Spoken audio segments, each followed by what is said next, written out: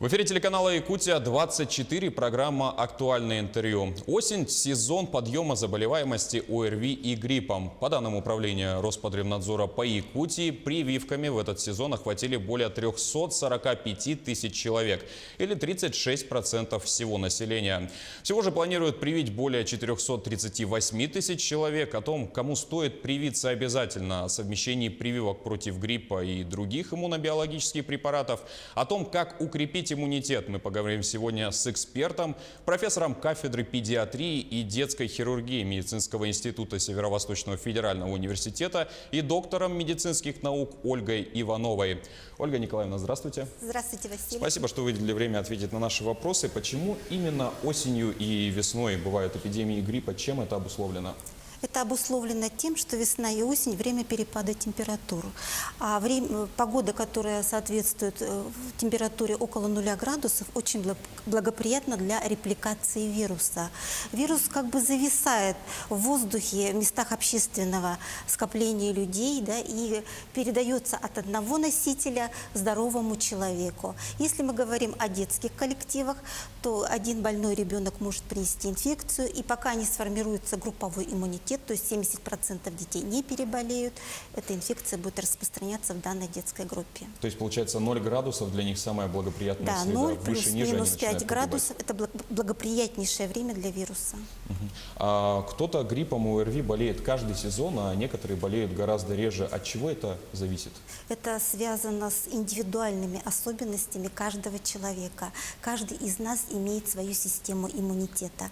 По Рему Петрову мы живем в потенциально враждебном нам мире. Каждую секунду мы встречаемся с бактериями, вирусами, простейшими, которые находятся в воздухе. С каждым глотком воды мы тоже как бы приводим в контакт с другими возбудителями инфекции. Но каждый из нас имеет свою индивидуальную систему защиты. Это иммунная система, которая способствует защите макроорганизма от всех веществ, которые несут на себе признаки чужеродности. А от чего зависит эта крепость иммунитета и кому именно нужно его укреплять? Если мы говорим о детях, то иммунитет формируется не с момента рождения, а с момента зачатия. Очень важно, как протекала беременность у матери, были ли вредные привычки матери. После рождения очень важны моменты грудного вскармливания. Грудное молоко – это бесценный подарок матери, который является фундаментом развития дальнейшего здоровья ребенка. Кроме того, очень важно, в каком возрасте ребенок отдается в детское дошкольное учреждение. Полностью иммунитет ребенка формируется к 5-6 годам. К 3 годам он становится более-менее сформированным. Но некоторые родители в силу экономических каких-то особенностей своей семьи отдают детей в 1,5-2 года в детские ясли. Иногда даже это частные детские садики, где не всегда ведется контроль за обстановкой в группе. И дети переходят в группы часто и длительно болеющих. Что касается взрослых людей, да, среди нас есть трудоголики, которые не имеют личного времени на себя и на свое здоровье, не всегда правильно питаются, имеют вредные привычки. Очень часто мы пользуемся гаджетами. Все это влияет и на систему иммунитета. Но кроме того, иммунитет, он защищает не только от внешних инфектов, да, но также каждую минуту в нашем организме образуются онкоклетки, которые блокируются тоже нашей системой иммунитета. Поэтому иммунитет очень важен для каждого человека. Ольга Николаевна, вот вы говорите то, что в раннем периоде формируется иммунитет, а влияет ли как-то генетика и генетические особенности родителей на его иммунитет? Безусловно, конечно, мы все являемся носителями гемокода своих родителей. Конечно же, рекомендуется все-таки пройти генетическое исследование перед тем, как произвести, значит, перед тем, как запланировать беременность, но, к сожалению, это не всегда возможно, и не все этим занимаются. У многих современных детей чуть ли не с рождения развиваются различные аллергические реакции на препараты, на продукты питания. О чем это может свидетельствовать? Аллергия – это тоже извращенная реакция иммунитета. То есть у пациента вызывают заболевания те вещества, которые в потенциале не несут никакого вреда. Допустим, та же аллергическая реакция на рыбу или аллергическая реакция на цитрусовые. То есть это продукты, которые не несут вреда человеку.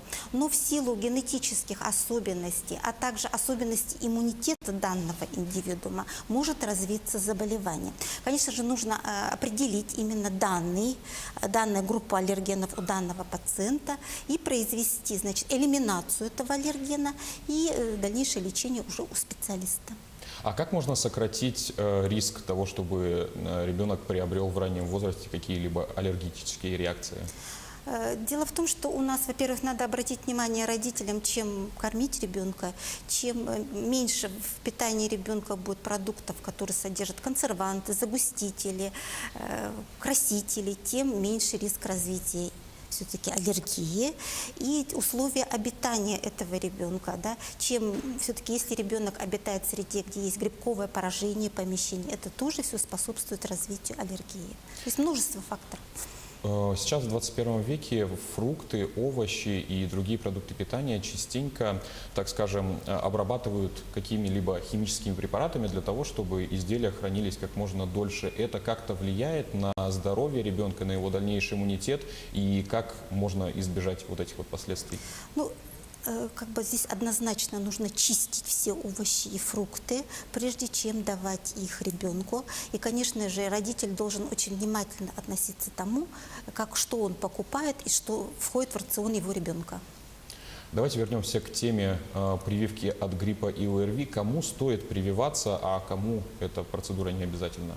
На современном рынке существуют две вакцины, да, отечественного производства. Это вакцина Совигрипп для лиц старше 18 лет и вакцина Гриппол для детей. Существует 4 основных противопоказания. Первое – это наличие аллергии на белок куриного яйца, так как данные прививки созданы на его основе. Второе – это наличие в анамнезе выраженных аллергических реакций на произведенную ранее вакцину. Второе – это обострение хронических заболеваний на момент вакцинации. И четвертый момент – это ОРВИ, период обострения с наличием температуры. Вот эти 4 фактора противопоказания для вакцинации. Всем остальным вакцинироваться можно. Ольга Николаевна, есть родители, которые категорически отказываются прививать своих детей. Что можно сказать им и как вы, как эксперт, относитесь к такому поведению? Но я могу привести клинический случай из своей практики, когда ко мне обратился мужчина 40 лет, у которого не было ни одной прививки. Мужчина боялся посещать места скопления людей, выезжать в командировки. Он не путешествовал. Но мы все, как заботливые родители, наверное, не хотим таких проблем у своих будущих детей. Мы их воспитываем так, чтобы они могли посещать кино, театры, концерты, путешествовать и свободно работать. Для этого нужна защита. Защитой является вакцина-профилактика. Как совмещать вакцины от гриппа с другими вакцинами?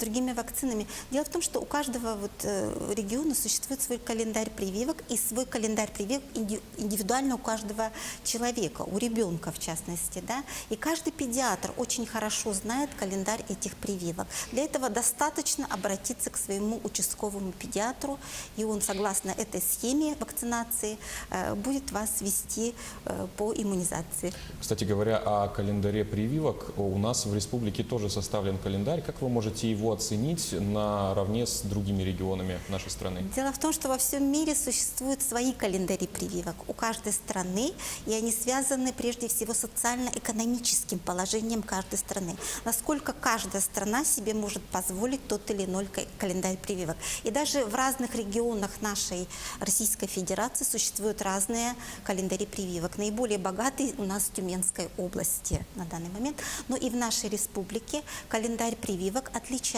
от общероссийского. Да? У нас есть дополнительные вакцины. Это вакцина против гепатита А, вакцина против пневмоинфекций и вакцина против ветряной оспы. Я считаю, что это мудрая политика президента нашей республики и Министерства здравоохранения, которые все-таки проводят огромную работу в борьбе с эпидемиями и пандемиями детского населения нашей республики. А говоря о выборе вакцины вакцины, многие пытаются этот выбор сделать сами. То есть, допустим, вакцину от гриппа я поставлю в этом году, а прививку от гепатита я ставить не буду. Стоит ли продолжать так вести себя или все-таки стоит довериться мнению специалистов и Только профессионалов? мнению специалистов, потому что каждая из вакцин сочетается с другими вакцинами, имеет свой срок действия, и все-таки календарь вакцинации составляется педиатром или терапевтом. Кроме того, на территории республики есть частные вакцинальные центры, да, в которых тоже есть врачи, которые занимаются вакцинопрофилактикой. Если вы не доверяете, возможно, своим муниципальным учреждениям, вы можете обратиться в частное. То есть у нас есть выбор в республике в любом случае. Но я считаю, что это государственная политика, вакцинопрофилактика, защита от эпидемий и пандемий. А очень интересно было бы узнать, чьего производства в наше время вакцины. Все ли российского производства или есть импортные аналоги? В нашей республике есть разные варианты вакцин, и это тоже мера выбора каждого пациента. Да, возможно, какой-то ребенок не переносит вакцину АКДС. Ну, в частных клиниках и даже в ряде муниципальных поликлиник есть аналог, допустим, вакцины Инфанрикс.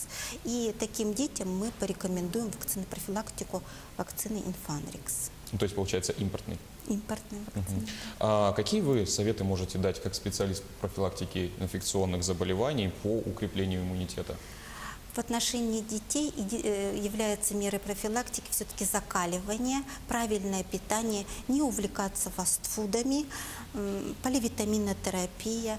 Мне очень нравится, когда детей вывозят на море, поскольку это способствует укреплению иммунитета на несколько месяцев после посещения моря.